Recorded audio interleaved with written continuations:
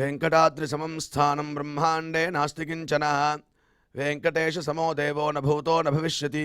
ओं नमो वेंकटेशाय। திருமலா திருப்பதி தேவஸ்தானம் ஸ்ரீ வெங்கடேஸ்வரா பக்தி சேனல் இணைந்து வழங்கும் ஸ்ரீமத் பகவத்கீதை பாராயணத்திற்கு அனைவரையும் வரவேற்கிறோம். மூகம் கரோதி வாசாலம் பங்கும் லங்கயதே கிரிம் யத்கிருபாதமஹம் வந்தே பரமானந்த மாதவம்.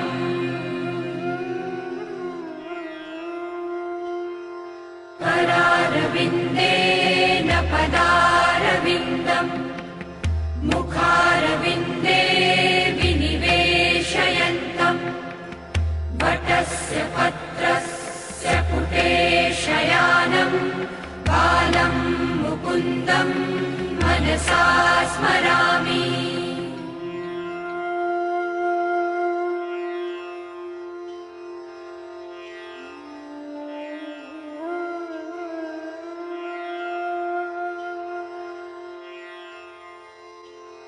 वसुदेवसुतं देवं कंसचाणूरमर्दनं देवकी परमानन्दं कृष्णं वन्दे जगद्गुरुम्.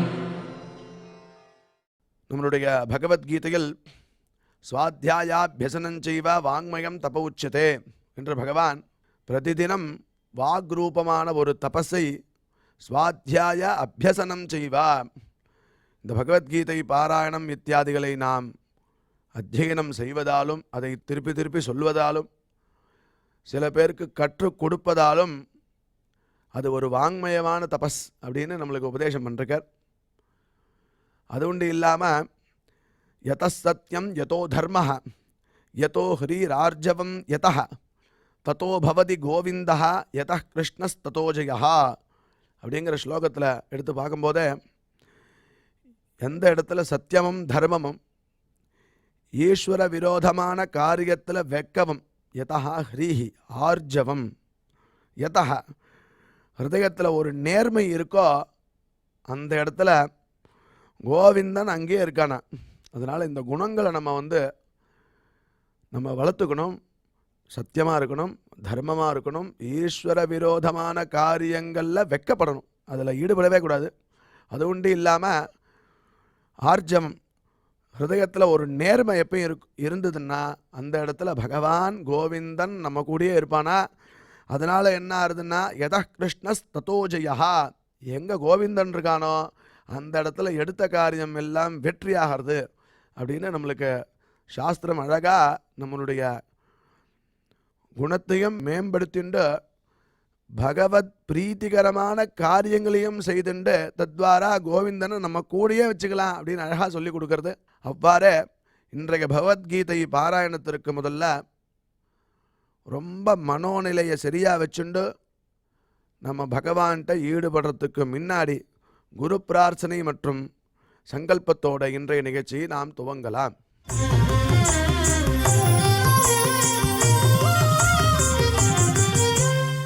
श्री गुरु प्रार्थना.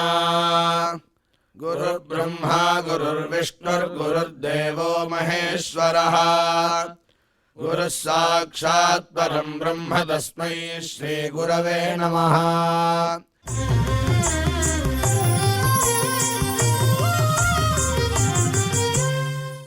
श्रीनिवास प्रार्थना.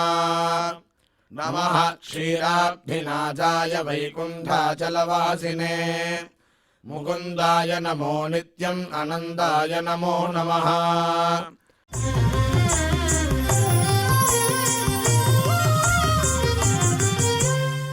अथ श्रीमद्भगवद्गीता पारायण संकल्पः.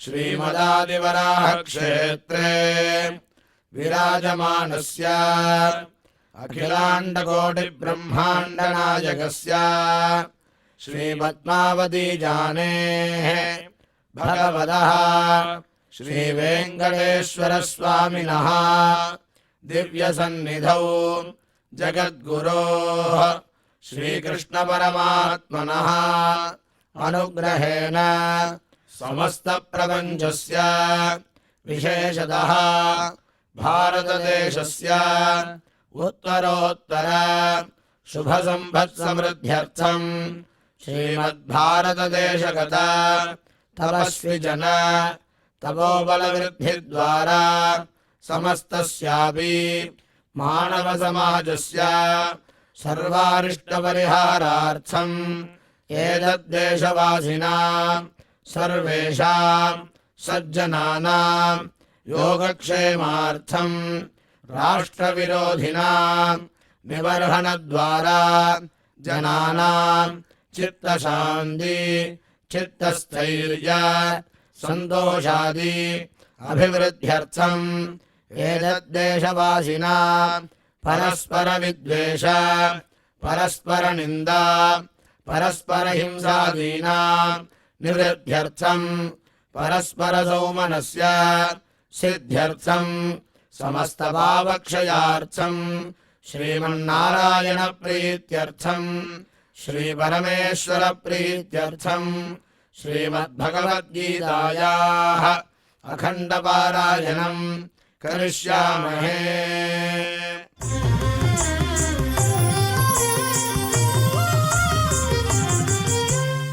श्रीगीता प्रार्थना श्रीवत्साङ्गम् महोरस्कम् वनमाला विराजितम् शङ्खचक्रधरम् देवम् कृष्णम् वन्दे जगद्गुरुम्।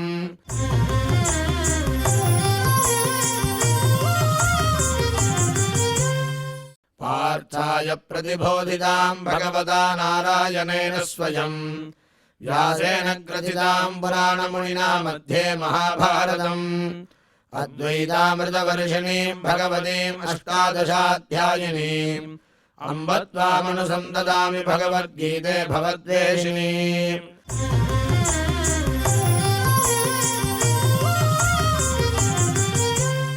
श्रीवेदव्यास प्रार्थना व्यासम् वसिष्ठनप्तारम् शक्तेः पौत्रमकल्मषम् पराशरात्मजम् वन्दे सुखदातम् तपोनिधिम्।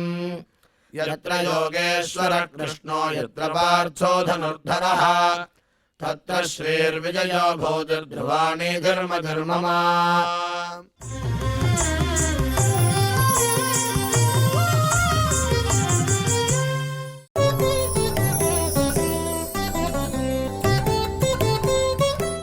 अनिष्टमिष्टं मिश्रं च त्रिविधं कर्मणः फलं भवत्यत्यागिनां प्रेत्य न तु सन्न्यासिनां क्वचित्। வித்யா விந்ததே அமிர்தம் அப்படின்னு சொல்ல பிரகாரம் நாம் இதுவரை செய்த ஸ்லோகங்களுடைய அர்த்தத்தை நமக்கு டாக்டர் ஊவே அனந்த பத்மநாபாச்சாரியார் விவரிப்பார். அதை மனதில் வாங்கிக் கொள்வோம்.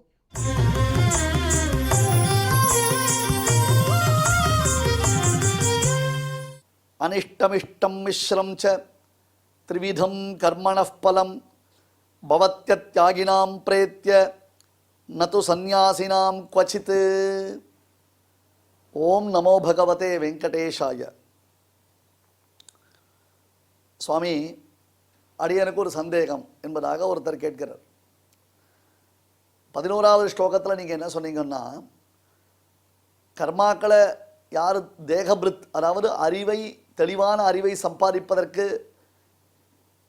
யார் தகுதி படைத்தவனோ அப்பேற்பட்டவன் எக்காரணம் கொண்டும் கர்மாக்களை விடக்கூடாது. கர்மாக்களை பரித்தியாகம் பண்ணுறதுக்கு யாருக்கு ரைட்ஸ் கிடையாது. இது யார் சொல்லிட்டானா, கிருஷ்ணன் சொல்லிட்டான். எவன் கர்மாக்கள் முக்கியம் என்பது சொன்னானோ அவன் கர்மாக்களை விடக்கூடாது. நித்தியம் நைமித்திகம் இதெல்லாம் கட்டாயம் பண்ணி தான் தீரணும். ஏன்னா நித்தியம் நைமித்திகம்னா மேண்டட்ரி, கெழுவே சொல்லிட்டோம், நம்ம கட்டாயம் பண்ணி தான் ஆகணும்ட்டு. ஆனால் கர்மாக்களை பண்ணு, கர்மாக்களுடைய பலனில் ஆசை வைக்காது. அந்த பலனை சாத்வீக தியாகம் பண்ணிடு. சாத்வீக தியாகம் என்பதற்கு பொருள் என்ன?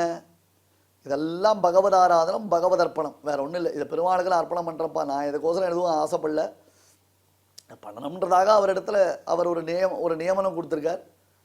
அதனால் நான் அந்த காரியத்தை பண்ணுறேன். அதுக்கு மேலே உனக்கு அதில் யோசிக்கிறதுக்கு எதுவுமே கிடையவே கிடையாது அப்படின்னு அழகாக சொன்னீங்க. நீங்கள் நான் ஒரு கேள்வி கேட்குறேன் சுவாமி அப்படின்னார். என்ன கேள்வினா, ஒருத்தன் நல்ல விதை ஒன்று, நல்ல விதை ஒரு நல்ல மரம் முளைப்பதற்கான நல்ல மிகச்சிறந்த விதை. அந்த விதையை கொண்டு வந்து பூமியில் நட்டு வச்சுட்டோம். ஆனால் பூமியை நல்லா தோண்டி பள்ளம் தோண்டி அந்த விதையை நட்டு மண்ணை போட்டு மூடிட்டு அதுக்கு மேலே தண்ணீரை கொட்டிட்டு, எனக்கு இந்த விதை முளைக்கணும்ன்றது ஆசை இல்லை, நான் இந்த விதை முளைக்கணும்ன்றதாக நான் எக்ஸ்பெக்டே பண்ணல, பட் நான் விதையை நட்டு வைக்கணும்னு ஆசைப்பட்டேன், அதோடு சரி, இந்த விதை எனக்கு முளைக்கணுன்ற ஆசை இல்லை என்று சொன்னானேயானால் அப்போ அந்த விதை முளைக்காமல் போயிடுமா? அண்ணா, இந்த கேள்வி ரொம்ப அழகான கேள்வி, சூக்ஷ்மமான கேள்வி. இந்த கேள்வி யாரும் என்ன பார்த்து கேட்கல, இந்த கேள்வியை கேட்டுக்கொண்டு பகவான் அதற்கு பதில் சொல்லிக்கிறான் 12வது ஸ்லோகத்தில். அதனால் இதை பற்றி விசாரங்கள் பண்ணுறோம். நம்ம ஒருத்தன் ஒரு நல்ல விதையை பூமியில் விதைத்து விட்டு, இந்த விதை முளைக்க வேண்டும் என்னும் ஆசை எனக்கு இல்லை, அது முளைக்காமல் போனால் பரவாயில்லை என்று அவன் விட்டுவிட்டானேயானால் அந்த விதை முளைக்காமல் போய்விடுமா? இன்ஃபேக்ட் இதில் இன்னொரு சுவாரஸ்யம் இருக்குது. ஒருத்தர் நல்ல மாம்பழம் வாங்கி சாப்பிட்றாரு, பங்கனப்பள்ளி மாம்பழம் அவருக்கு ரொம்ப பிடிக்கும். அந்த பங்கனப்பள்ளி மாம்பழத்தை அப்படியே கடிச்சு இல்லைன்னா அப்படி நல்லா சாப்பிட்டா நல்லா ஜூஸாக இருக்குது, ஜம்முன்னு. அதை இன்ஜெக்ஷன் போடாது, கல் வச்சு பழுக்க வைக்காது, சுத்தமான ஆர்கானிக் மாம்பழம். அந்த மாம்பழத்தை சாப்பிட்றார், நல்லா ஜூஸ் எடுத்து சாப்பிட்டார். சாப்பிட்டுட்டு அப்படியே கொட்டையை தூக்கி போட்டார், தன் வீட்டு பின்னாடி தோட்டத்தில் தூக்கி போட்டார். அவர் போட்டது எதுக்கோசரம்? அது வேஸ்ட்டு, இனிமேல் அது தேவையில்லை, அதனால் நமக்கு ஒன்றும் பிரயோஜனம் இல்லைன்னு அந்த கொட்டையை தூக்கி போட்டார். பட் பார்த்தா ஒரு மாதம் கழிச்சு அந்த பக்கம் போய் பார்த்தாருன்னா ஒரு மாஞ்செடி முளைச்சிருக்கு. எப்படி அந்த மாஞ்செடி முளைச்சது? அவர் எந்த இடத்துல கொட்டையை தூக்கி போட்டாரோ அந்த கொட்டை அதிலிருந்து மாஞ்செடியானது கிளம்பிது. இப்போ அவர் வாண்டான்னு சொன்னாலேயே விதை முளைக்கிறத, இன்ஃபேக்ட் அவர் எக்ஸ்பெக்ட் பண்ணலையே, அவரே அனவதானம்னு அர்த்தம். பூமியை தோண்டி விதையை நட்டு அதுக்கு மண்ணை மூடி அதில் தண்ணீர் கொட்டலை, வெறுமை தான் சாப்பிட்டு போட்ட சப்பி போட்ட மாங்கொட்டையை அப்படி தூக்கி போட்டார் வீட்டு தோட்டத்தில். ஆனால் அந்த மாங்கொட்டை என்னாச்சு? தானாக ஒரு மாமரமாக முளைக்க ஆரம்பித்ததா இல்லையா? இப்போ நீ கேர்லெஸ்ஸாக தூக்கி போட்ட விதையே முளைக்கிறதுனா, நீ கேர்ஃபுல்லாக ஸ்ட்ரக்சர்டாக அழகாக பள்ளம் தோண்டி விதையை விதைத்து நட்டு வச்சுட்டு, எனக்கு இந்த விதை முளைச்சா பரவாயில்ல முளைக்காட்டான பரவாயில்ல, எனக்கு அதை பற்றி கவலையே இல்லைன்னு சொல்கிறியேப்பா, அது எப்படி முளைக்காமல் போயிடும்? கட்டாயம் முளைக்கும், கன்ஃபார்ம்டாக முளைக்கும். உண்டோ இல்லையோ? நீ எனக்கு பலன் வேண்டாம் அப்படின்னு சொல்லிட்டா அது முளைக்காமல் இருக்குமோ? எனக்கு பலன் வேண்டாம் என்று சொல்வதனாலேயே அது முளைக்காமல் போய்விடுமோ? அதே மாதிரி தான் கர்மாக்களை பண்ணுறேன், ஆனால் அந்த கர்மாக்களுடைய பலன் எனக்கு வேண்டாம், ஜோதிஷ்டோமாதி கர்மாக்களை பண்ணுறேன், சொர்க்கார்த்தம் யக்ஷியே என்ற சங்கல்பத்தை மட்டும் மாற்றிட்டேன். சொர்க்கத்திற்காக செய்ய வேண்டிய கர்மாவை பகவத் பிரீத்தியர்த்தமாக பண்ணிட்டேன், எனக்கு பலன் வேண்டாம், நான் அதை பற்றி ஆசைப்படலை, வெறுமை இந்த ஆராதனத்தை பண்ணணும், இந்த ஜோதிஷ்டோம யாகத்தை செய்யணும்னு ஆசைப்பட்டேன், அவ்வளோதான், எனக்கு அதை பற்றி கவலையே இல்லை என்று ஒருத்தன் சொன்னான்னா, உண்மையிலேயே ஸ்ரத்தையோட சாஸ்திர விகிதமாக சாஸ்திரத்தில் சொல்லப்பட்ட வழிமுறை துளியும் பிசகில்லாமல் அந்த யாகத்தை செய்தவனுக்கு யாகத்துடைய பலன் கிடைக்காமல் போயிடுமா என்பது ரொம்ப டெக்னிக்கலான சூப்பர் கேள்வி. இது பகவத்கீதையை ரொம்ப மைன்யூட்டாக ஃபாலோ பண்ணுறவா இந்த கேள்வி கேட்கணும். ஓகே, அப்போனா அவளுக்கு பகவத்கீதையை நல்லா கிராஸ் பண்ணியிருக்கான்னு சொல்லணும். பூமியில் விதைப்பவனுக்கு அந்த விதையில் பலன் தேவையில்லை என்று சொல்லதனால் மட்டுமே பூமியில் விதையானது விளையாமல் போய்விடுமா? அதே போன்று கர்மாக்களை செய்பவன் கர்மாக்களின் பலன் எனக்கு தேவையில்லை என்று சொல்வதனால் மட்டும் அவனுக்கு கர்மாவினுடைய பலன் கிடைக்காமல் போய்விடுமா என்று அதை ஒரு அழகான கேள்வியாக ஒரு கேள்வி கேட்டார். இன்னொன்று என்ன சொன்னார்? கேர்லெஸ்ஸாக தூக்கி போட்டதான விதையை கூட முளைக்கும் பொழுது கேர்ஃபுல்லாக நட்டு வைத்த விதை முளைக்காமல் இருக்குமா?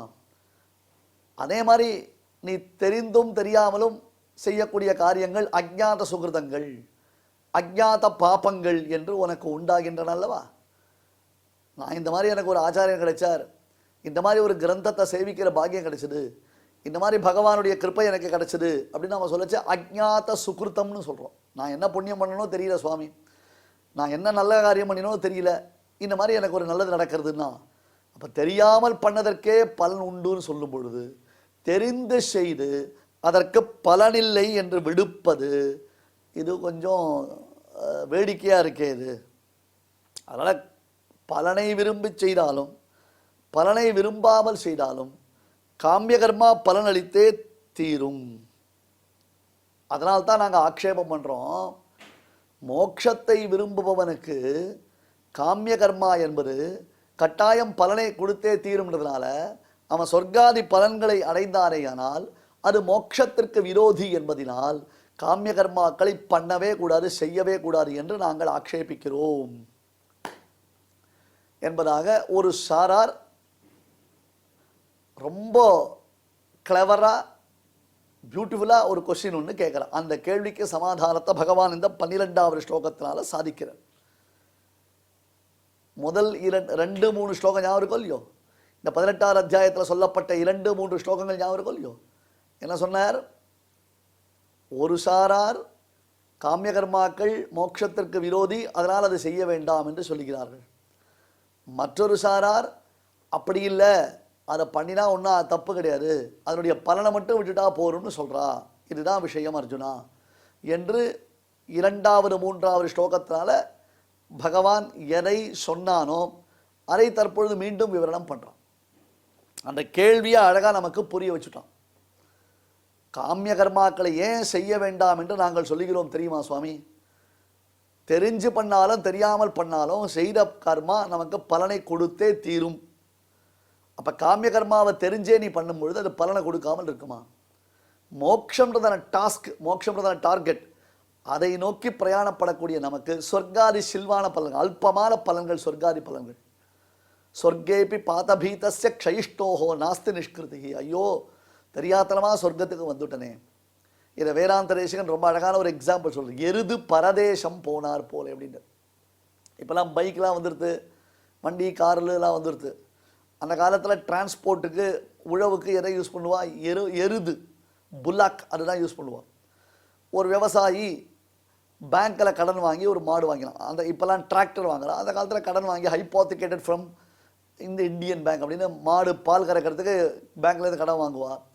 விவசாயம் பண்ணுறதுக்கு பேங்க்லேயே கடன் வாங்குவோம். அந்த மாடுக்கு காதணி விழா ஒன்று இருக்கும், அந்த காதில் குத்திருப்பா. எந்த பேங்க்லேருந்து அந்த மாடு வாங்கினேன் அப்படின்னு அது காதில் ஒரு குத்திருப்பா.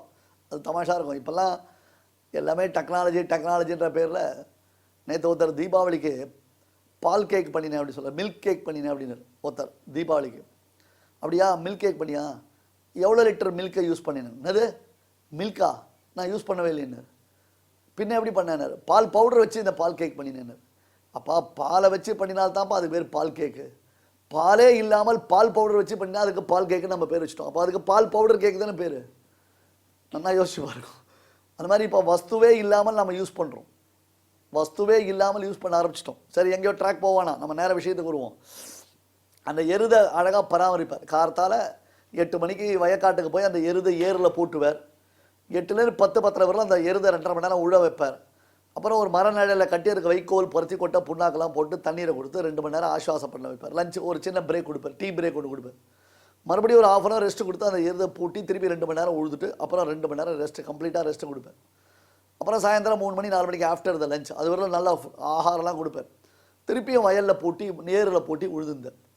அந்த எருது பார்த்தது ஏன்னா எப்போ பார்த்தாலும் என்னை தூக்கி அவன் வயலில் போட்டுடுறான், நம்ம ஏதாவது தப்பிச்சுன்னு போயிடணும். ஒரு நாள் அவன் அசந்த நேரம் பார்த்து கயிறு அறுத்துன்னு ஓடி போயிடுது.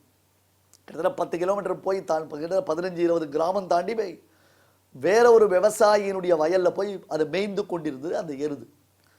அந்த விவசாயி அப்போ தான் தன்னுடைய ஒரு எருது இறந்து விட்டது. அவனுக்கு ஏதோ அது போயிடுது. அவன் பேங்க்கில் கடன் வாங்குறதுக்கு கூட அவங்ககிட்ட கையில் ஒன்றும் பைசா இல்லை. அதை கடன் வாங்கினா அதுக்கு ப்ராப்பர்ட்டி தானே கேட்பாங்க, ஷூரிட்டி தானே கேட்பாங்க, அது கூட அவங்ககிட்ட இல்லை. அப்போ தான் கரெக்டாக பார்த்தா அறுத்துன்னு வந்தது, கயிறு அறுத்துன்னு வந்திருக்கு இந்த எருது. பார்த்தா ஆய் சூப்பர்ரா அப்படின்ட்டான். என்ன பண்ணிட்டான்? அந்த எருதை ஏரில் பூட்டினா ரெஸ்ட்டே கிடையாது, no tea break, no lunch break. கழுத்தில் ஏற கட்டினான்னா அவுக்கவே மாட்டான். 5 மணி நேரம் 8 மணி நேரம் கண்டினியூஸாக வேலை வாங்கினான். அதை கண்டினியூஸாக வேலை செஞ்சு அந்த எருது. ஏன்னா அவன் பார்த்தா இது எங்கேயோ அறுத்துல வந்துடுது. ஒருவேளை இதை தேடி எஜமானன் வந்தான்னா மறுபடியும் அவங்ககிட்ட இதை கொடுத்துடணும், நம்ம ஹேண்ட் ஓவர் பண்ணிடணும், ஒப்படைச்சிடணும். அதுக்குள்ளே இதுக்கு இந்த எருதுகிட்ட எவ்வளோ வேலை வாங்கிக்கலாமோ அவ்வளோ வேலை வாங்கிக்கலாம், எவ்வளோ நம்மளால் யூஸ் பண்ணிக்க முடியுமோ அவ்வளோ யூஸ் பண்ணிக்கலாம் அப்படின்ட்டு சோறு தண்ணி வைக்காமல் அதை வேலை செய்ய வச்சான். அப்போ அந்த எருது நினச்சிதான் பேசாமல் நம்ம பழைய எஜமானன்கிட்டயே இருந்திருக்கலாமே, சௌக்கியமாக இருந்திருப்போம். வேலைக்கு அவன் சோறு தண்ணி காமிச்சான், நம்மளை பக்குவமாக பார்த்துட்டான், அப்பப்போ டாக்டர்கிட்ட ஆயிடுச்சு போய் மருந்து மாத்திரையிலாம் வாங்கி கொடுத்தான் நம்மளுக்கு நல்ல தெம்பு வரதுக்கு. இந்த படுவாவை நம்மளை சாவடிக்கிறான் சோறு தண்ணி கொடுக்காம.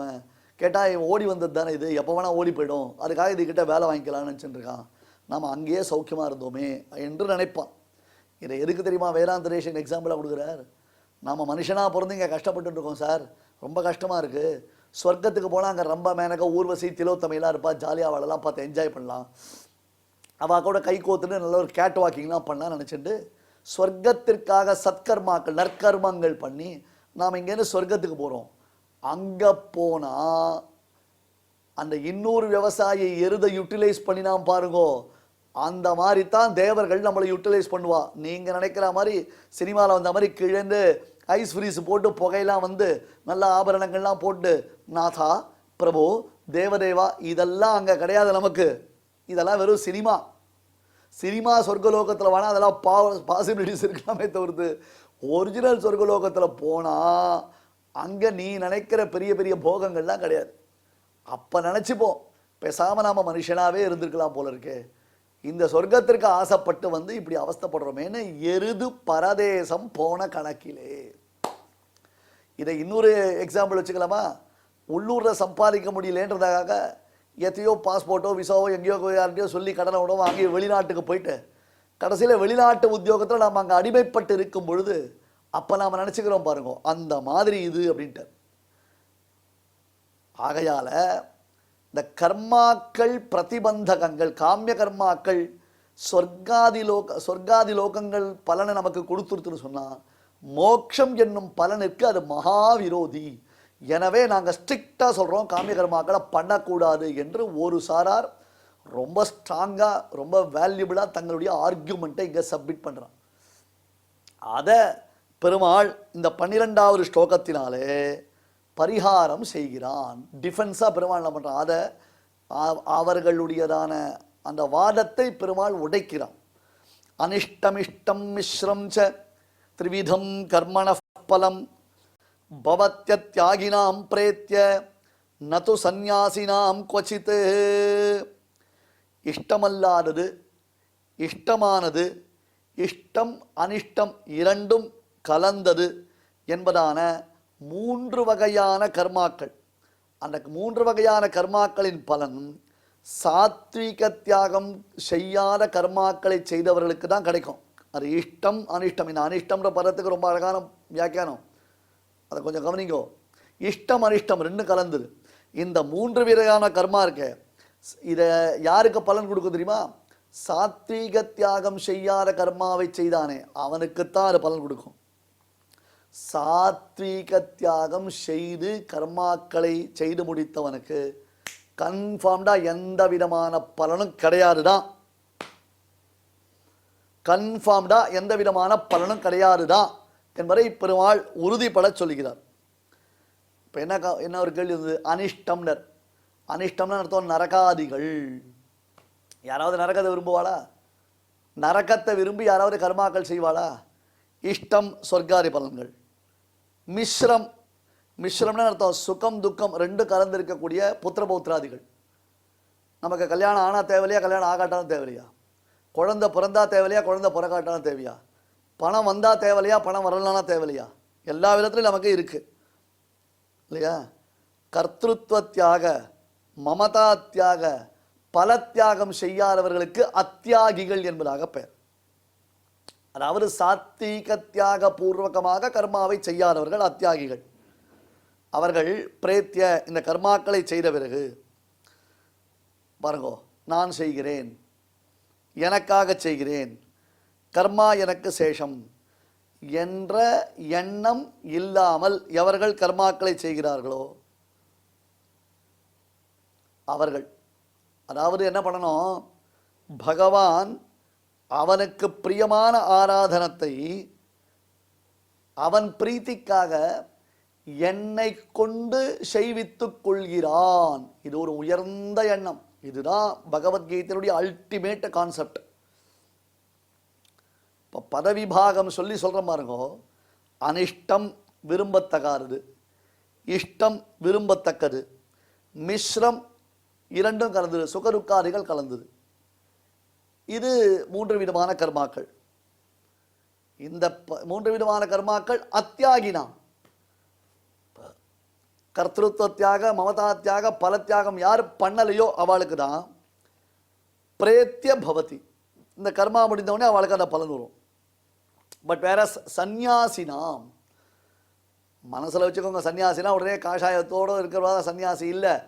இந்த சந்நியாசம்ன்றதான சப்தத்திற்கு கிருஷ்ணனுடைய as per the intention of Lord Krishna, கிருஷ்ணனுடைய ஸ்டேட்மெண்ட், கிருஷ்ணனுடைய கிளாரிட்டி, கிருஷ்ணனுடையதான எக்ஸ்பிளனேஷன் ஆன் சந்நியாசம் என்றோமே. ஆனால் அதற்கு என்ன அர்த்தம்? ஒரே அர்த்தம் தான், தியாகம். தியாகம்னா அர்த்தம் பல தியாகம், கர்மாவை விடுவது அல்ல. அவர்களுக்கு வரவே வராது. அதாவது அக்னிஹோத்திரம்னு ஒரு கர்மா இருக்கு சார், புரிஞ்சுக்கோங்க. அக்னிஹோத்திரம் என்பதான ஒரு கர்மா இருக்கு. இந்த அக்னிஹோத்திரம்ன்றதான கர்மா நித்திய கர்மாவாக சொல்லப்படுகிறது. அதே அக்னிஹோத்திரம் செய்தோமேனால் ஸ்வர்க்கத்தை அடையலாம். இப்போ அக்னிஹோத்திரம் நித்திய கர்மாவும் சொல்லப்படுறது, அக்னிஹோத்திரம் சொர்க்கத்திற்காகவும் சொல்லப்படுகிறது. இப்போ எந்த கர்மா நித்திய கர்மாவோ அதுவே சொர்க்கத்திற்காகவும் சொல்லப்படுறது. சங்கல்ப வித்தியாசம் நல்லா புரிஞ்சுக்கோங்க. சங்கல்ப பேதம்னு சொல்லணும், அதான் விஷயம். சங்கல்ப பேதம் நல்லா கவனிக்கணும். ஒருத்தர் என்ன பண்ணுறார், தினந்தோறும் சகஸ்ரநாமம் சொல்கிறார். எதற்காக? சாயங்காலம் சந்தியாவந்தனம் பண்ணி முடிச்சோடனே சகஸ்ரநாமம் சொல்லிட்டு இருக்கார். அவருக்கு நடுவில் உடம்பு சரியில்லாமல் போயிடுறது. உடம்பு சரியில்லாமல் போயிட்டு ஒரு ஜாதகத்தை எடுத்துகிட்டு போய் வைத்தியர்கிட்ட வைத்தியம் பண்ணிக்கிறார். ப்ளஸ் ஜாதகத்தை எடுத்து போய் ஒரு ஜோசியர்கிட்ட காமிச்சார். ஜோசியர் என்ன சொல்கிறார், நீ 45 நாள் சகஸ்ரநாமத்தை பாராயணம் பண்ணு, உனக்கு உடம்பு சரியாக போயிடும். அவர் சொல்கிறார், இல்லை இத்தனை நாள் நான் சகஸ்ரநாமம் தான் பாராயணம் பண்ணிருக்கேன், இத்தனை நாள் சகஸ்ரநாமம் பாராயணம் பண்ணிட்டு இருக்கப்பா, ரைட்டு தான் இல்லைன்னு சொல்ல, இப்போ இதுக்காக சங்கல்பம் பண்ணிட்டு சகஸ்ரநாமத்தை பாராயணம் பண்ணுன்னு சொல்கிறேன். சரிட்டு அவர் சங்கல்பம் பண்ணிட்டு சகஸ்ரநாமத்தை 45 நாள் பாராயணம் பண்ணுற, உடம்பு நிவர்த்தியாக இருக்குது. இப்போ எந்த சகஸ்ரநாமம் உனக்கு நல்லா கவனிக்கணும், உனக்கு தினந்தோறும் நித்திய கர்மாவாக இருந்ததோ அதுவே என்ன எடுத்து ஒரு பிராயஷ்சித்தமாகிறது. அதுபோல் அக்னிஹோத்திரம்ன்றது நித்திய கர்மாவாக இருந்தது, அதுவே ஒரு காமிய கர்மாவாக மாறித்து. அதே போலத்தான் காமிய கர்மாவானதை நீ பலம் தெக்வா, பலத்தில் ஆசை இல்லாமல் பகவத் பிரீத்தியர்த்தம்னு பண்ணிட்டியான நிச்சயமாக உனக்கு அதனுடைய பலன் கிடையாது. பகவத் பிரீத்தி தான் பலன், அதை புரிஞ்சுக்கோங்க. நீங்கள் சொர்க்காதிகள் உனக்கு பலன் இல்லை, ஏன்னா சொர்க்காதிகள் மோட்ச விரோதி தான். ஆமாம், நாங்களும் அதை ஒத்துக்கிறோம். காராகிரகே கனகசங்கலையாபி பந்தகான்னு சுவாமி தேசிகன். ஐயா, ஒருத்தனை ஜெயிலில் போட்டா ஒருத்தனுக்கு இரும்பு விலங்கு, இன்னொருத்தனுக்கு தங்க விலங்கு. இந்த தங்க விலங்கு சொன்னான், பார்த்தியா என்னாச்சு இன்னைக்கு, சவரன் 60,000 ரூபாய், 60,000 ரூபாய் சவரன் போட்ட தங்கத்தினால் எனக்கு விலங்கு போட்டுருக்கணா. சோ வாட் சுவாமி, 2 பேரும் ஜெயிலில் தானே இருக்கும். தங்கத்தில் விலங்கு போட்டால் என்ன பெரிய பெருமை, இரும்பில் விலங்கு போட்டால் அது என்ன பெரிய சிறுமை. 2 பேரும் சிறைக்குள்ளே தானே இருக்கும், அதான் கேள்வி. அதனால் நன்னா புரிஞ்சுக்கோ, பகவத் பிரீத்தியர்த்தமாக சாத்வீக தியாகத்துடன் செய்தால் பாபங்கள் விலகும், மனசு நிர்மலமாகும், பகவத் பக்தி அபிவிருத்தியாகும், அதனால் உனக்கு மோட்சம் கிடைக்கும். பாயிண்ட் புரியுறதான? புரியல சுவாமின்னு பார்ப்பா. கர்மத்தியாகம் பண்ணினேயான எப்பொழுதுமே உன்னுடைய பாபம் விலகிறதுக்கு வாய்ப்பே இல்லை, ஏன்னா மனசு நிர்மலமாகாது. கர்மாக்கள் பண்ணத்தான் மனசு நிர்மலமாகும். ஒரு துணி இருக்கு, அந்த துணியை நீ தினந்தோறும் தோய்க்க தான் அந்த துணியில் இருக்கக்கூடிய அழுக்கு போகும். அதுபோல கர்மாக்களை செய்யத்தான் கர்மாக்கள் மனசுல சுத்தி உண்டாக்கும். மனசு நிர்மலமானால்தான் உன்னால பகவத் சிந்தனையை ஸ்டெபிளைஸ்டா பண்ண முடியும், ஸ்டடியா பண்ண முடியும். இன்னைக்கு நாம ரொம்ப பெரிய குழப்பத்தில் இருக்கோம், தெரியுமோ இல்லையோ? ஒரு டிசிஷன் மேக்கர் கிடையாது நம்மலாம், எல்லாத்துக்கும் ஒரு குழம்புறோம். என்னுடைய தாய் தந்தையர் ஒன்று சொல்கிறா, எங்கள் அப்பா அம்மா ஒன்று சொல்கிறா, என் பொண்டாட்டி ஒன்று சொல்கிறா, என் பிள்ளை ஒன்று சொல்கிறான் அப்படின்னு நாம் எடுக்க முடியாமல் குழம்புறோம். ஏன் வாழ்க்கையில் நம்மால் ஒரு முடிவெடுக்க முடியாமல் திணறுகிறோம்னா நமக்கு மனசில் தெளிவு இல்லை. தெளிவு வராததுக்கு காரணம் என்ன? நாம் கர்மாக்களை ஒழுங்காக செய்து நம்முடைய மனதை பழக்கப்படுத்தி கொள்ளவில்லை. சதாம்ஹி சந்தேக பதேஷு வஸ்துஷு பிரமாணமந்த கரண பிரவர்த்தி. என்ன கான்ஃபிடென்ட்டாக துஷ்யந்தன் சொல்லியிருக்கான் இந்த ஸ்டேட்மெண்ட்டை. இதே பகவத்கீதை உபன்யாசத்தில் 3 தடவை சொல்லியிருக்கேன் நான், இந்த 500 எபிசோடுக்குள்ளே இந்த ஸ்லோகத்தை. எனக்கு ஞாபகம் இருக்குது. பெரியோர்களுக்கு அவர்களுடைய மனசு தான் பிரமாணம். அந்த மனசு நல்லவர்களுக்கெல்லாம் சாட்சிகள் 2, 1 மனசாட்சி அப்படின்னு. சினிமா பாட்டு பாடல, தயவு செஞ்சு தப்பாக நினைக்காதீங்க. இது ஒரு அழகான வாக்கியம். இது மனசாட்சினா அதுதான் சதாம்ஹி சந்தேக பதேஷு வஸ்துஷு பிரமாணமந்த கரண பிரவர்த்தியா. அவர்களுடைய மனசு அவ்வளவு தூரம் அவளை வசப்படுத்தி வச்சிருந்தாவா, கண்ட்ரோல்டாக இருந்தது. மைண்டை பியூரிஃபையாக வச்சுருந்தான். அந்த மைண்டு தான் சொல்கிறத கேட்கும். மைண்டு இழுத்துன்னு போகிற வழியில் போகாது. நல்லை நெஞ்சே என்று ஆழ்வார் மனசை கொண்டாடினார். காரணம் என்னன்னா, பகவத் விஷயத்தில் மனசு ஈடுபட்டது. இது கர்மாக்கள் பண்ணினா மட்டும்தான் இந்த பியூரிஃபிகேஷன்றது நடக்கும். அக்குவா கார்டு போட்டு வாட்டர் தண்ணீரை பியூரிஃபை பண்ணனா அதில் எத்தனை ஃபில்டர் இருக்குது? இத்தனை ஃபில்டர் பியூரிஃபை பண்ணால் தான் உனக்கு நல்ல தண்ணி கிடைக்கிறது. கஷாயே கர்மபிஹி பக்வே ததோ ஞானம் பிரவர்த்ததே. கர்மாக்கள் செய்து செய்து செய்து நல்ல மனதில் நிர்மலத்துவம் ஏற்பட்ட சுத்த சத்துவமான மனசில் ராகாரி தூஷிதே சித்தே நாஸ்பதி குருதே ஹரிஹி. காமக்ரோதங்களில் நிறைந்திருக்கக்கூடிய மனசில் ஒரு பொழுதும் பகவத் சாநித்தியம் என்பது இயலவே இயலாது, இம்பாசிபிள் அப்படின்ட்டார். அதனால்தான் ஜீவனாதிகார காமாதிகாரையோகோ இவ மோக்ஷாதிகாரே விநியோக பிருத்தக்வேன பரிஹ்ரியதே என்று ஸ்ரீபாஷ்யக்காரர் சாதிக்கிறார். எந்த கர்மாக்கள் நித்திய கர்மாக்களாக சொல்லப்பட்டிருக்கிறதோ அதே கர்மாக்கள் காமிய கர்மாக்களாகவும், அக்னிஹோத்திரம் நித்திய கர்மா, அதே அக்னிஹோத்திரத்தை நாம் செய்தோம் என்றால் சொர்க்கத்திற்காக சங்கல்பத்தினால் நம்ம சொர்க்கத்திற்காக பண்ணலாம். விநியோக பிருத்தக்வேன, டிஸ்ட்ரிபியூஷன் அர்த்தம். விநியோக பிருத்தக்வேன, ஒருத்தருக்கு ஒரு மருந்து தேவைப்படுறது, ஒருத்தருக்கு உடம்பு சரியில்லை, அந்த மருந்து அவருக்கு கொடுக்குறான். இன்னொருத்தர் வரார், அவருக்கும் அதே மருந்தை கொடுத்தா. எனக்கு எதுக்கு இந்த மருந்து, உனக்கு எனர்ஜி டானிக் அப்படின்ட்டான். விநியோக பிருத்தக்துவம். ஒரே மருந்து முதல்ல வந்தவர் சாப்பிட்டார்னா அவருக்கு உடம்பு குணமாகும். அவருக்கு ஏதோ உடம்பு சரியில்லை, அந்த உடம்பு சரியில்லைன்னா அவருக்கு அந்த மருந்து சாப்பிட்டா உடம்பு குணமாகும். இவர் இருக்காரே, இவருக்கு வெறும் எனர்ஜி டானிக். அது சும்மா நீ டெய்லி ஒரு எனர்ஜி டானிக் வெறுமா ஒரு ஸ்பூன் சாப்பிட்டு போப்பா, உடம்பு நல்லா எனர்ஜெட்டிக்காக இருக்கும் அப்படின்னு சொல்கிறான். இப்போ விநியோக பிருத்தக்துவம் இருக்குல்ல, ரெண்டுத்துக்கும் டிஸ்ட்ரிபியூஷன் டிஃபரன்ஸ் இருக்குல்ல, நன்னா யோசிச்சு பாருங்க. அந்த மாதிரி தான் கர்மாக்களை நாம் பார்த்து புரிஞ்சுக்கணும். பட் ஒன்றுப்பா, கர்மாக்கள் செய்தால்தான் மனசு நிர்மலமாகும். அதனால் காமிய கர்மாக்களை விட்டுவிடக்கூடாது. காமிய கர்மாக்கள்னு ஆசை வச்சுக்காத. விஷயம் நீ மோட்சத்துக்கு விரோதம்ன்றது நானும் ஒத்துக்கிறேன். மோட்சம் நீ போனோம்னு நான் ஒத்துக்கிறேன். மோட்சத்துக்கு சொர்க்காதி பலன்கள் விரோதின்றது நான் ஒத்துக்கிறேன். ஆனால் அந்த பலன்களை உனக்கு ஆசை வேண்டாம். அந்த பலன்களை விட்டுடு. பகவத் பிரீத்தி அர்த்தம் பண்ணி. இதுக்கு ஒரு மேலே ஒரு பெரிய பலன் என்ன? மோட்சம் என்ன கிடைக்கும், எப்படி கிடைக்கும்? உனக்கு பகவத் பிரீத்தினால் தான் கிடைக்கும். பகவத் பிரீத்தினால் மட்டும்தான் மோட்சத்தை சம்பாதிக்க முடியும். அந்த பிரீத்தியை நீ சம்பாதிச்சுட்டு போ. அதனால் கர்மாவினாலே பிரீத்தனான பகவான் தான் உனக்கு பலன் கொடுக்கிறான் என்பதை நன்கு புரிந்து கொண்டாயானால் இந்த ஆக்ஷேபம் வரவே வராது.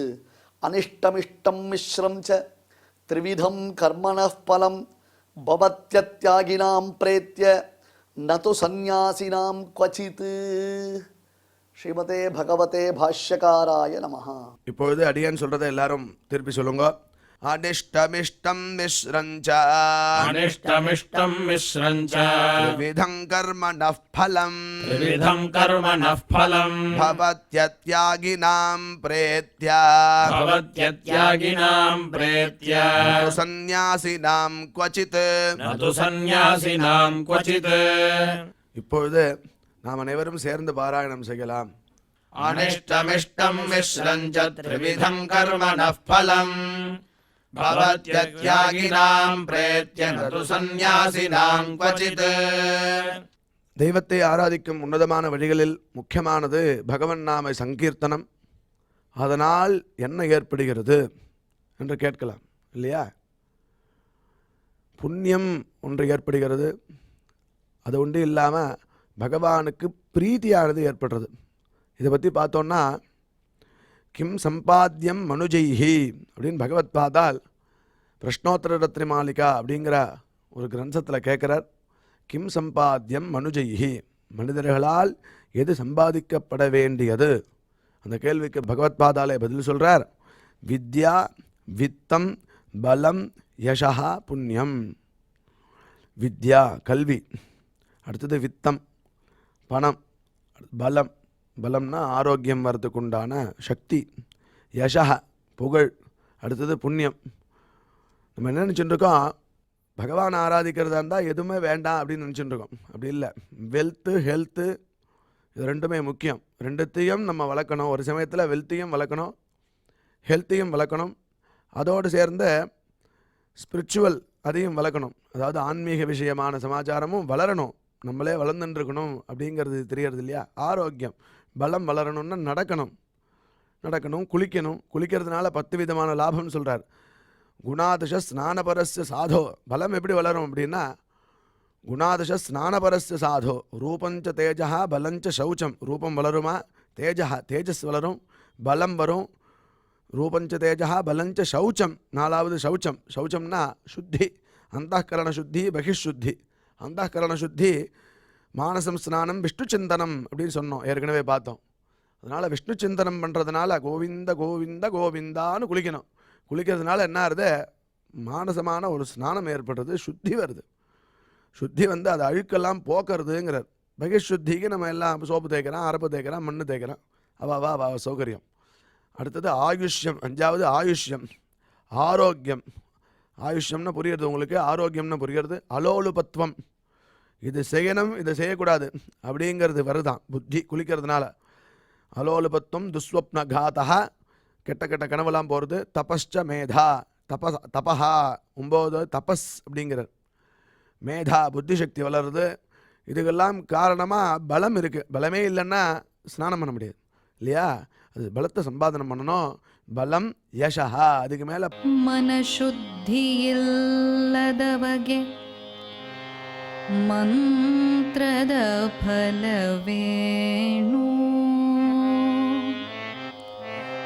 ಮನಶುದ್ಧಿ ಇಲ್ಲದವಗೆ ಮಂತ್ರದ ಫಲವೇನು. ತನು ಶುದ್ಧಿ ಇಲ್ಲದವಗೆ ತೀರ್ಥದ ಫಲವೇನು.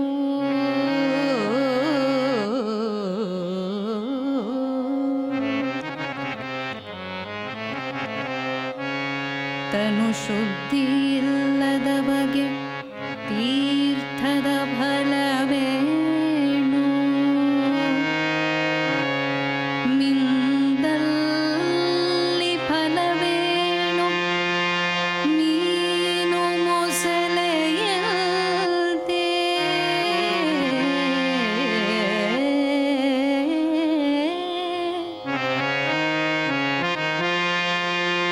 ಮಿಂದಲ್ಲಿ ಫಲವೇನು, ಮೀನು ಮೊಸಳೆಯಂತೆ.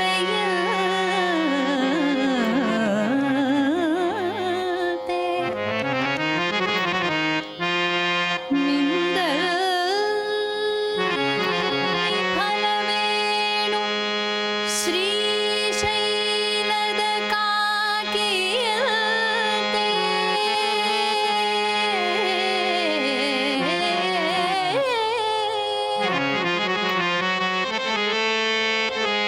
ಹೊರಗೆ ಮಿಂದು ಒಳಗೆ ಮೀಯದವರ ಕಂಡು, ಹೊರಗೆ ಮಿಂದು ಒಳಗೆ ಮೀಯದವರ ಕಂಡು, ಒಳಗೆ ಮಿಂದು ಒಳಗೆ ಮೀಯದವರ ಕಂಡು, ಬೆರಗಾಗಿ ನಗುದಿತ್ತ ಪುರಂದರ ವಿಠಲ.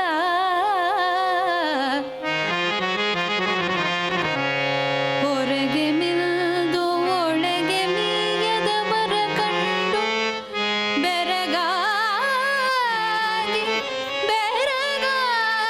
ನಗುದಿತ್ತ ಪುರಂದರ ವಿಠಲ. ವಿಠಲ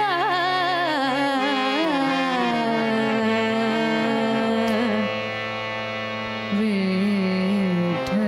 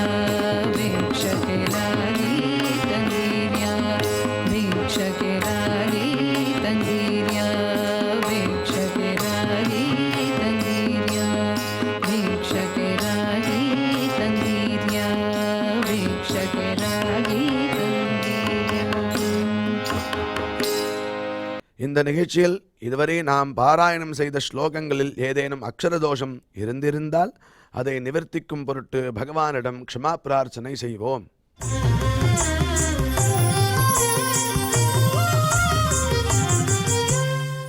अथ क्षमा प्रार्थना यदक्षरपदभ्रष्टम् मात्राहीनम् च यद्भवेत् तत्सर्वम् क्षम्यताम् देवनारायण नमोऽस्तु ते।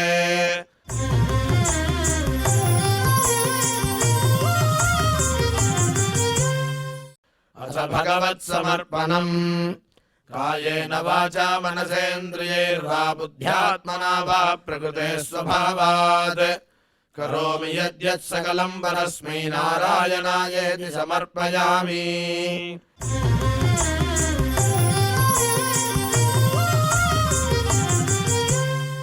अथ लोकक्षेम प्रार्थना सर्वे भवन्तु सुखिनः सर्वे सन्तु निरामयाः सर्वे भद्राणि पश्यन्तु मा कश्चित् दुःखभाग् भवेत्. சுவாமியின் அருள் நாம் அனைவருக்கும் கிடைக்க வேண்டி மங்களாசாசனத்துடன் இன்றைய நிகழ்ச்சி நிறைவு பெறுகிறது. மீண்டும் நாளை சந்திப்போம். ஓம் நமோ வெங்கடேஷாய.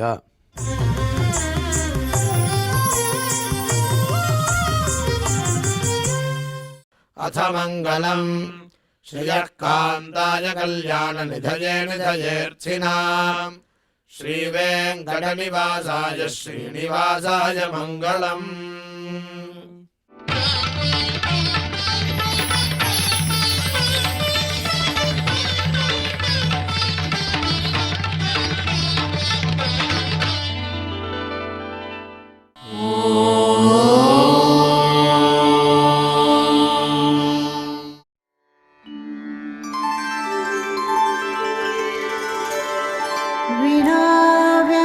विनाव्यङ्कटेशं ननाथो ननाथः सदा व्यङ्कटेशं स्मरामि स्मरामि हरे व्यङ्कटेश प्रसीद प्रसीद